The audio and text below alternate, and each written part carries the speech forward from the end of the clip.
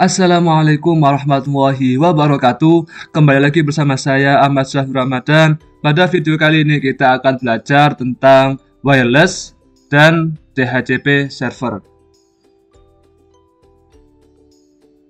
Yang pertama yaitu tujuan mempelajari materi ini. Yang pertama, wireless adalah mengetahui penggunaan jaringan wireless untuk mengetahui metode autentikasi keamanan di jaringan wireless dan mensimulasikan jaringan wireless dengan Cisco Packet Tracer.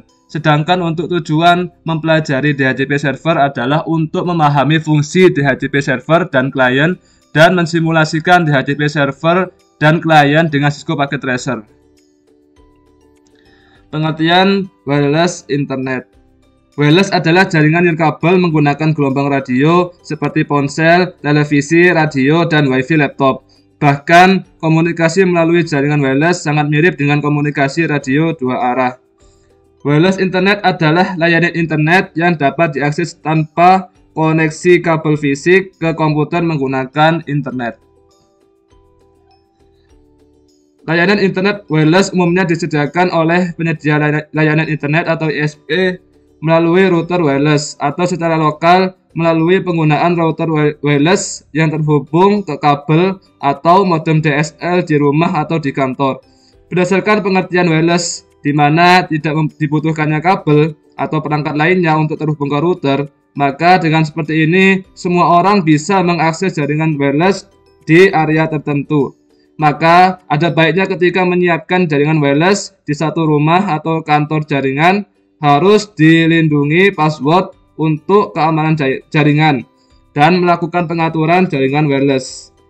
Teknologi seperti WIP digunakan untuk meningkatkan keamanan pada jaringan wireless.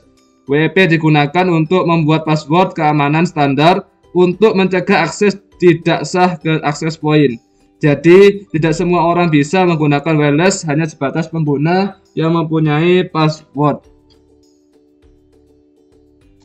Komponen jaringan wireless terdapat tiga, yaitu yang pertama sinyal radio atau radio signal, yang kedua format data atau data format, dan yang ketiga struktur jaringan atau network structure. Cara kerja jaringan wireless yaitu yang pertama, adaptor wireless komputer menerjemahkan data menjadi sinyal radio dan memancarkan menggunakan antena. Yang kedua, router wireless menerima sinyal dan melakukan dekode data. Dan yang ketiga, router mengirimkan informasi ke internet, koneksi kabel Ethernet, dan terhubung ke komputer penerima. Keamanan jaringan wireless. Terdapat tiga keamanan wireless, yaitu yang pertama, WPA PSK atau Wi-Fi Protected Access Preset Key. WPA PSK ini adalah pengamanan jaringan nirkabel dengan menggunakan metode WPA PSK jika tidak ada autentikasi server yang digunakan. Dan yang kedua, WEP atau Wired Equivalent Privacy Set Key Authentication adalah metode autentikasi yang membutuhkan penggunaan WEP. Enkripsi WEP menggunakan kunci yang dimasukkan oleh administrator ke klien maupun access point. Dan yang ketiga yaitu WPA atau Wi-Fi Protected Access, yaitu suatu sistem yang juga dapat diterapkan untuk mengamankan jaringan nirkabel yang diciptakan untuk melengkapi dari sistem yang sebelumnya, yaitu WEP ini. Frekuensi Wi-Fi terdapat dua, yaitu frekuensi 2,4 GHz atau 2400 MHz, dan yang kedua frekuensi 5 GHz. Selanjutnya kita akan mempelajari tentang DHCP server. DHCP atau Dynamic Configuration Protocol adalah layanan yang secara otomatis memberikan nomor IP kepada komputer yang memintanya. Komputer yang memberikan nomor IP tersebut disebut sebagai DHCP server, sedangkan komputer yang meminta nomor IP disebut sebagai DHCP client.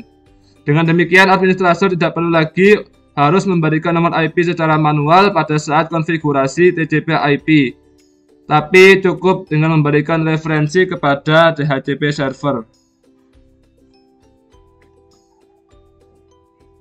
Baik, selanjutnya yaitu pada saat kedua DHCP client dihidupkan, maka komputer tersebut melakukan request ke DHCP server untuk mendapatkan nomor IP. DHCP menjawab dengan memberikan nomor IP yang ada di database DHCP. DHCP server setelah memberikan nomor IP, maka server akan meminjamkan atau list nomor IP yang ada ke DHCP client dan mencoret nomor IP tersebut dari daftar pool. Nomor IP diberikan bersama dengan subnet mask dan default gateway. Jika tidak ada lagi nomor IP yang dapat diberikan, maka klien tidak dapat menginisialisasi TCP IP dengan sendirinya. Tidak dapat tersambung pada jaringan tersebut. Setelah periode waktu tertentu, maka pemakaian DHCP klien tersebut dinyatakan selesai dan klien tidak memperbarui permintaan kembali, maka nomor IP tersebut dikembalikan kepada DHCP server. Mohon maaf. Selanjutnya yaitu lama periode ini dapat ditentukan dalam menit, jam, bulan, atau selamanya. Jangka waktu disebut list period. Selanjutnya yaitu cara kerja DHCP server. Yaitu yang pertama DHCP discover, yang artinya klien meminta nomor IP ke server atau broadcast mencari DHCP server. Dan yang kedua DHCP over, yang artinya DHCP server bisa satu atau lebih server jika memang ada dua atau lebih DHCP server yang mempunyai nomor IP memberikan penawaran ke klien tersebut. Yang ketiga yaitu DHCP request, yang artinya klien memilih penawaran DHCP server yang pertama diterima dan kembali melakukan broadcast dengan message menyetujui peminjaman tersebut kepada DHCP server. Dan yang terakhir DHCP acknowledgement, yang artinya DHCP server yang menang memberikan jawaban atas pesan tersebut berupa konfirmasi nomor IP dan informasi lain kepada klien dengan sebuah acknowledgement. Kemudian klien melakukan inisialisasi dengan mengikat atau binding nomor IP tersebut dan klien dapat bekerja pada jaringan tersebut. Sedangkan DHCP server yang lain menarik tawarannya kembali. Nah, kita akan mensimulasikan wireless ini ke dalam software CPT atau Cisco Packet Tracer. Berikut ini software CPT-nya.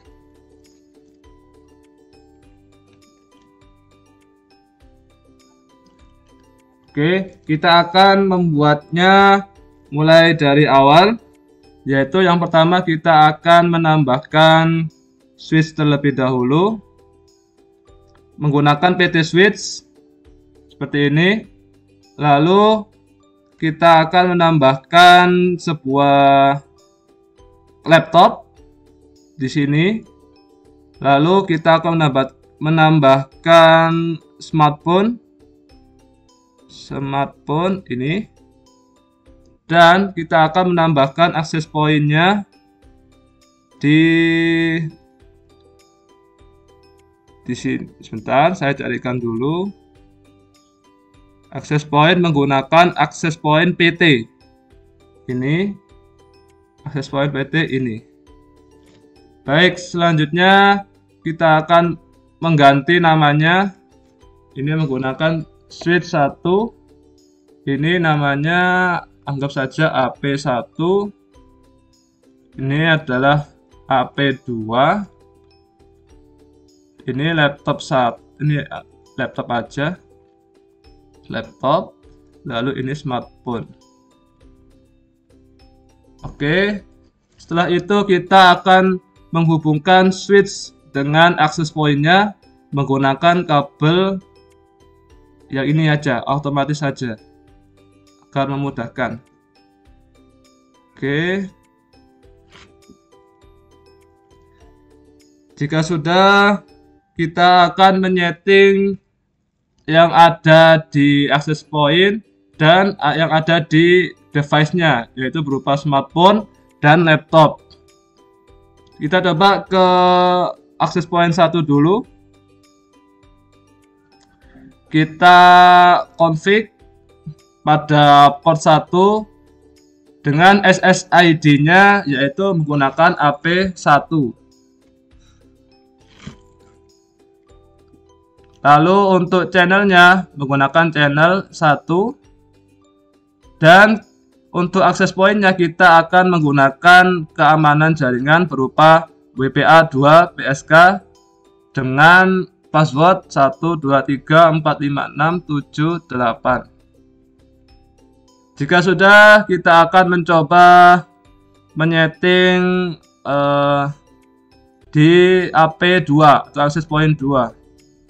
Pada defaultnya smartphone itu akan selalu atau awal-awalnya sudah terhubung dengan akses point 2, karena dimana wireless ini akan terhubung secara otomatis jika tidak terdapat password yang ada di dalam akses point ini.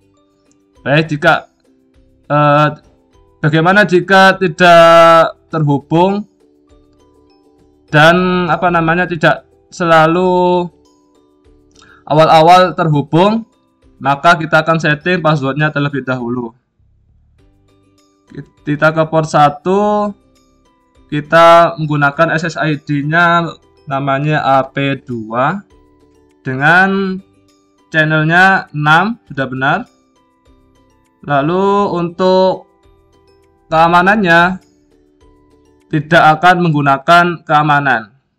Jadi otomatis smartphone itu akan menghubungkan dengan access point-nya. Tetapi untuk SSID-nya kita akan merubahnya yang ada di smartphone menjadi AP2 SSID-nya. AP2. Jika sudah, apakah sudah terhubung? Kita lihat terlebih dahulu. Nah, sudah terhubung. Baik, selanjutnya kita akan menyeting laptopnya terlebih dahulu. Nah, pada umumnya di laptop ini tidak terdapat port untuk wirelessnya, maka kita akan mengubahnya menjadi port untuk wireless. Kita matikan dulu untuk laptopnya. Sebelum memasangkan port wirelessnya, kita matikan.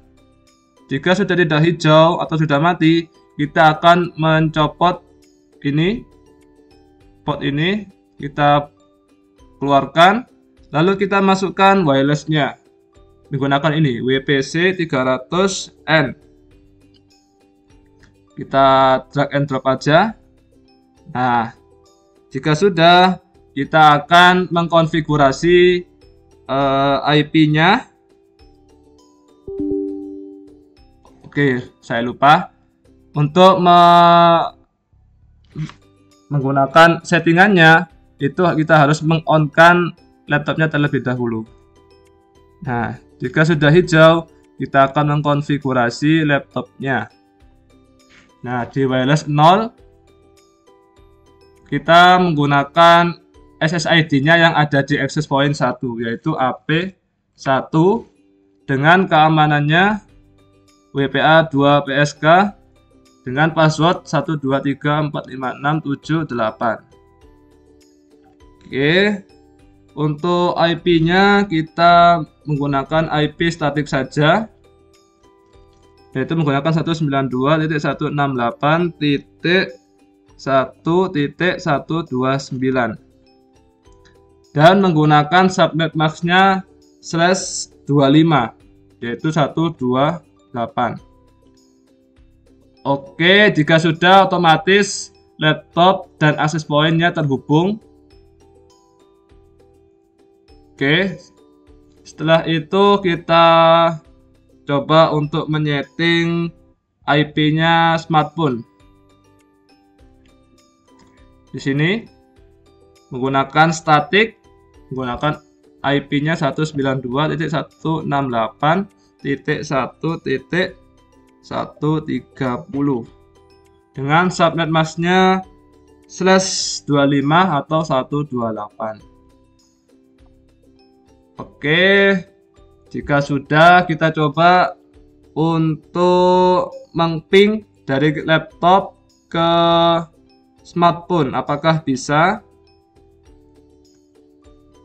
Kita pergi ke laptop, lalu kita ke command prompt, lalu kita ketikkan ping,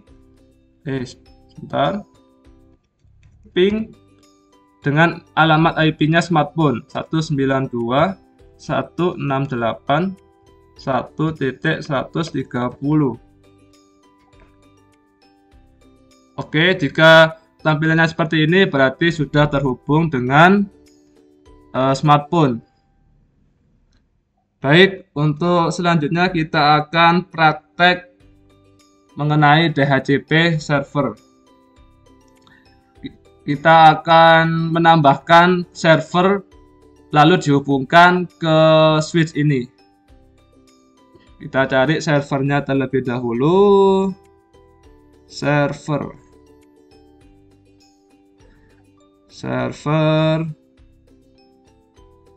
Sebentar. Cari dulu server. Oh ya, mohon maaf, ternyata ada di end device. Lalu kita ke server. Oke, kita ganti namanya menjadi DHCP server.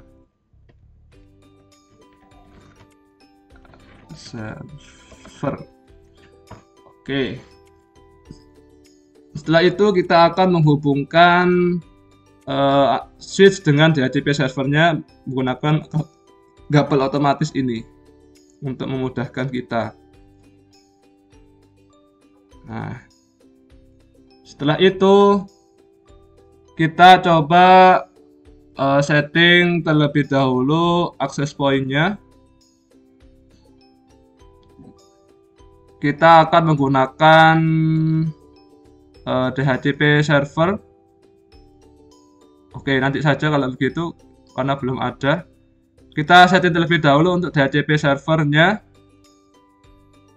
dengan dikonfig fast Ethernet 0 menggunakan IP 192.168.1.253. Baik, selanjutnya kita masukkan untuk subnet mask-nya menggunakan /25. Oke, jika sudah, kita akan coba menyeting DHCP-nya. Nah, di dalam pool ini kita on-kan terlebih dahulu service-nya. Setelah itu kita boleh mengganti pool name-nya sesuai dengan keinginan kalian dengan gateway-nya. Sebentar. Gini aja, start IP address-nya kita mulai dari 151 dan untuk maksimum number usernya 50 saja, gak usah banyak-banyak ya. Setelah itu kita coba menambahkan gateway-nya 192.168.1.254 dengan DNS servernya anggap aja 33.33.33.1. Jika sudah, kita akan menambahkan di sini atau kita akan save terlebih dahulu. Nah, jika sudah di save, maka kita akan melanjutkan ke selanjutnya. Tahapan selanjutnya yaitu menyeting laptop dengan IP konfigurasinya DHCP. Maka akan otomatis dibuatkan alamat IP-nya khusus untuk laptop ini. Jadi kita tidak perlu untuk menambahkan secara manual IP address-nya di masing-masing device. Oke, selanjutnya kita akan menyeting di smartphone-nya di bagian wireless. Kita akan menggunakan di bagian desktop IP configurations. Nah, seperti ini kita akan menggantikan ke DHCP Nah, sudah otomatis dibuatkan untuk IP-nya. Maka selesai sudah untuk simulasi pada DHCP server ini. Kurang lebihnya saya mohon maaf. Terima kasih atas perhatiannya. Wassalamualaikum warahmatullahi wabarakatuh.